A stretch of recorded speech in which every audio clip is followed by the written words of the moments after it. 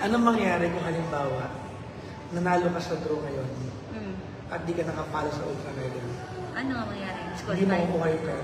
So, kailangan nakapalo. Kailangan nakapalo So, ka lahat ng ng Ultra rules Mega. kailangan gawin. Yes, kailangan nakapalo kay Ultra Mega. Nakapost po sa, sa wall namin dito sa Ultra Mega, yung mga dapat niyong gawin. Ang nagtitingin sa akin. Hindi kasi. Nakikita ko ang bilis. Tanggalin mo nga. Tanggalin ko, di lahat yan tanggal.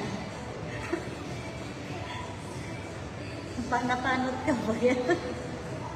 Masuklay ka ba? Hindi ka na pamasuklay ako. Kawan-tawa ko kanina nung nag-chat ako sa'yo. Ang nangyayari ko sasabihin ko dapat napindot kasi nag-ano-anong chat ko. Kaya nga. Tapos, pati yung napindot na word, sabihin ko dapat sa kanya, napindot lang.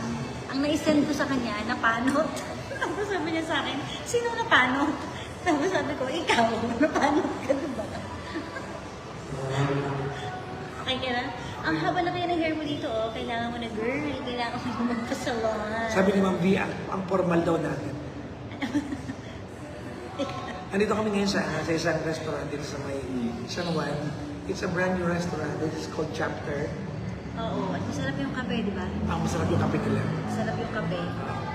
Oy, 227 live viewers. Naka-follow ba kayo sa Dapat Ultra lahat Mega? nakapal.